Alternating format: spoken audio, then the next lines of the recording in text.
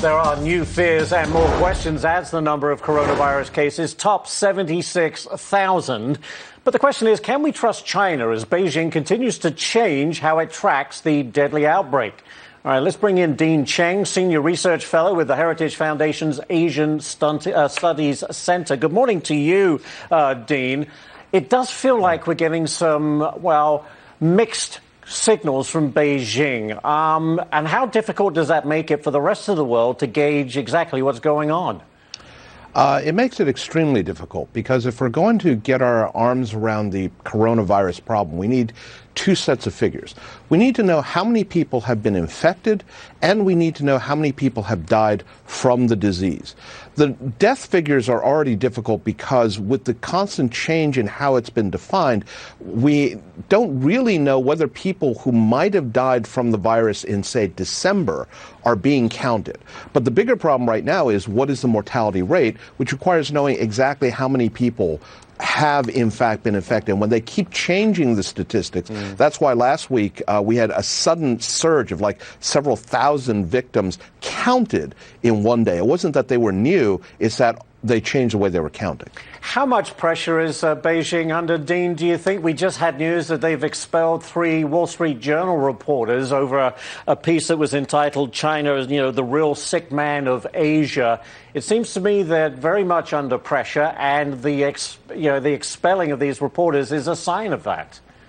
I'm actually not so sure. Keep in mind that the expulsion occurred right after the U.S. also declared that a lot of the Chinese media in the U.S., which is state-run, are considered Chinese foreign missions, meaning that they're actually not journalists. So I think that may have factored in as well. But absolutely, Beijing is under a lot of pressure simply because the economy is slowing down because people aren't being allowed to go to work. Right. And by the way, we're just getting news that China will exempt extra tariffs now on 65 U.S. goods from February the 28th. This situation does give the U.S., I would say, some leverage as we talk about the ongoing trade war. I think there's a lot of leverage that the U.S. has. Keep in mind that even as this is going on, there are separate diseases running through China's pig farms and a caterpillar that's eating its way through China's farm fields in the south. So whether it's agricultural products, whether it's exports to the United States, whether it's human talent transiting across the Pacific, the Chinese are under a lot of pressure. Yeah, and we talked about the difficulty of getting the true sense of what's going on with the coronavirus. The same could be said for the economy in China. We know, as you've just pointed out, it's going to have an impact, but we may not get a true sense because Beijing puts out numbers that we all question.